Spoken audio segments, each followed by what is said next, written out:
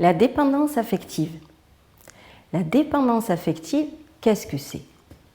Si l'on devait schématiser, je dirais que la dépendance affective est une addiction à l'amour. Plus exactement, une addiction à être aimé coûte que coûte. Je m'appelle Chantal Sorange, je suis psychologue, psychothérapeute à Aix-en-Provence. Mes 25 années de pratique m'ont donné envie aujourd'hui de partager avec vous, à travers mon blog et diverses vidéos, des thèmes liés à la psychologie. Les personnes affectées par ce trouble vivent au quotidien une réelle souffrance.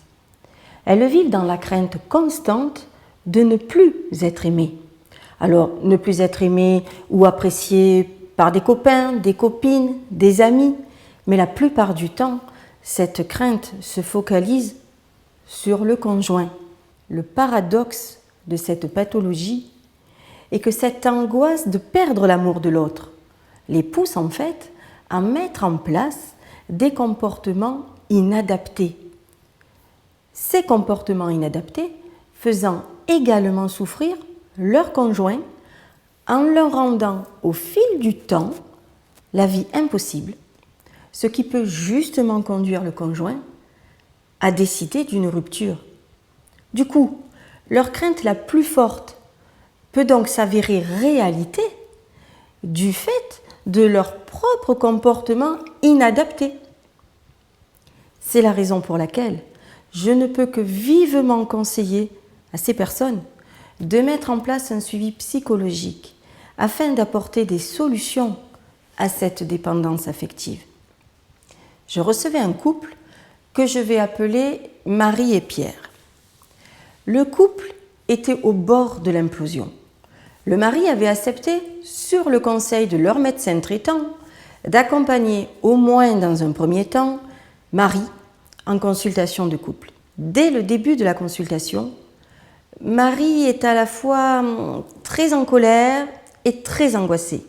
Elle me dit ne pas comprendre les reproches de Pierre, car depuis le début de la vie commune, 3 ans, elle fait tout pour lui. Très attentive aux petites attentions qui lui font plaisir. Elle a même emménagé ses horaires de travail afin que 2 fois par semaine, elle puisse rentrer plus tôt afin de préparer un bon dîner. Et là, Pierre la coupe, exaspéré, en lui disant qu'il n'a rien demandé.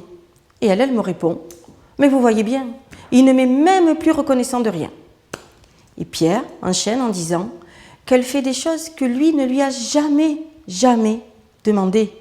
Que lui, il lui demande juste qu'elle le lâche un peu. Juste ça, qu'elle le lâche un peu. Qu'elle arrête de lui envoyer 6 ou 7 textos par jour au travail et de lui reprocher le soir que lui ne prend pas la peine de lui envoyer un seul texto de sa propre initiative. Pierre et Marie se sont rencontrés dans un club de tennis, sport qu'ils affectionnent tous les deux aujourd'hui encore. Mais depuis 1 an, Marie refuse systématiquement de jouer avec quelqu'un d'autre que lui. Elle me dit ne pas en voir l'intérêt ni en ressentir le moindre besoin. D'autant qu'ils ne peuvent jouer que le samedi, vu leur activité professionnelle respective. Pierre, lui, justement, voudrait parfois disputer un match de tennis ou échanger quelques balles avec un copain du club.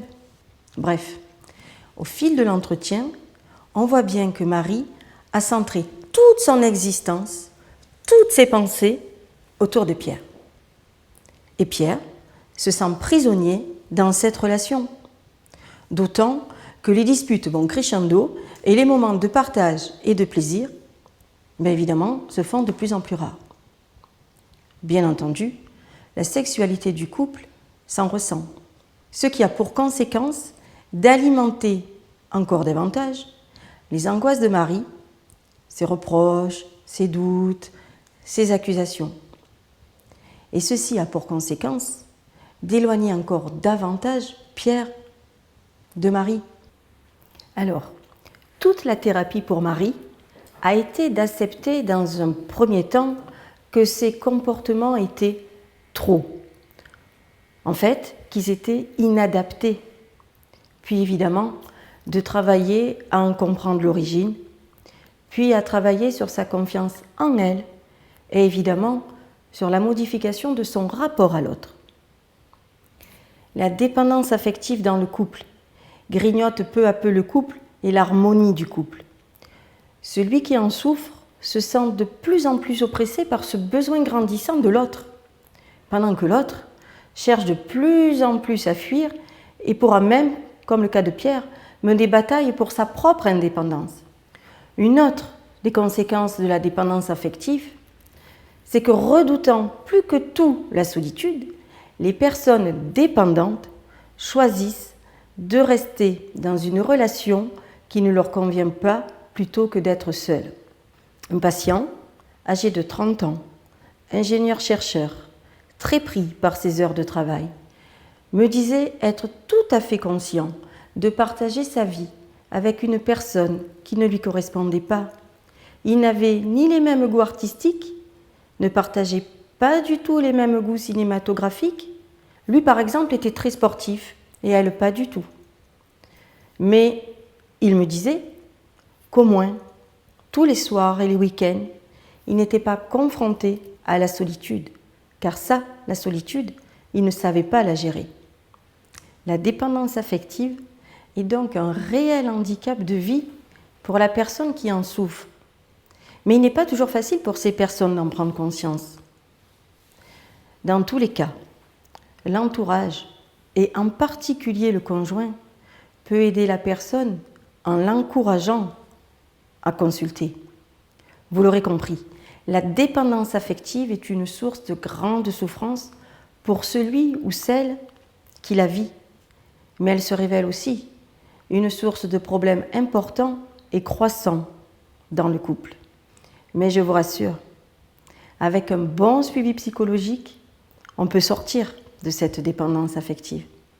J'espère que cette vidéo vous apportera quelques pistes de réflexion et bien entendu, n'hésitez pas à me contacter si vous avez besoin d'une aide temporaire afin de vous aider au mieux dans vos difficultés.